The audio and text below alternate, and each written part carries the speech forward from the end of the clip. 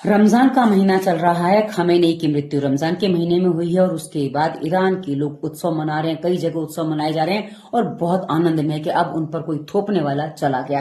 किंतु खमेनी को अपना रहनुमा मानने वाले ऐसे भारत में रहने वाले कुछ बच्चे, कुछ युवा, कुछ वृद्ध, स्त्री पुरुष सब प्रकार के लोग हैं, छाती पीट पीट कर शोक मना रहे हैं। उनको लग रहा है कि भी उनका रहनुमा चला गया, तो बहुत ज्यादा शोक में डूब गए हैं। अब शोक तो आपने भी देखा, मैंने भी देखा, पर इसके बाद इसके पीछे से मेरे मन में कुछ प्रश्न आया है। उसके लिए थोड़ी सी प्रस्तावना आपको बता दूं कि मैंने देखा है कि अरब के देशों में जो दुल्हन होती है वो सफेद कपड़े पहनती है, अर्थात दुल्हन का जोड़ा जो होता है वो सफेद होता है। किंतु हमने देखा है कि भारत की दुल्हन का जोड़ा जो मुस्लिम है उनका लाल होता है, सफेद नहीं होता है।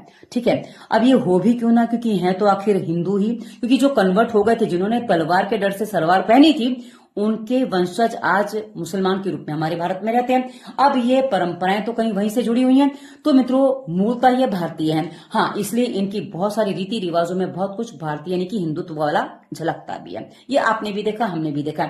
और यदि ये अपनी 5-6 पीढ़ी पहले जाएं तो इनके पूर्वज इनको हिंदू मिल जाएंगे, पर कहा ना, आज ये स्वीकार करने को, इस बात को तैयार नहीं होते हैं। अब आगे बढ़ती हूं कि भारत के अनुसार कुछ परंपराएं होती हैं, भारत में कुछ परंपराएं, और मित्रों ये परंपराएं जो है ना, हमारे मन को साधने में हमारी सहायता करती हैं और मन हमारा स्वास्थ्य पर निर्भर करता है। अब आगे बता दूं स्थिति क्या है कि हमारे यहाँ जब किसी त्योहार में, किसी पर्व उत्सव पे किसी की उस घर में मृत्यु हो जाती है, तो उसके बाद वो त्योहार खोटा हो जाता है, यानी कि उसके बाद उस त्योहार को नहीं मनाया जाता है।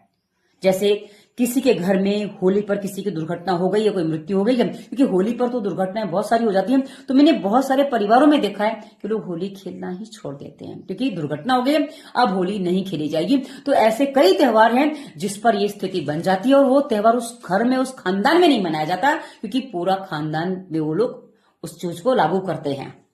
तो मित्रों, जिनका रहनुमा था खामेनी, अब वो क्या करेंगे?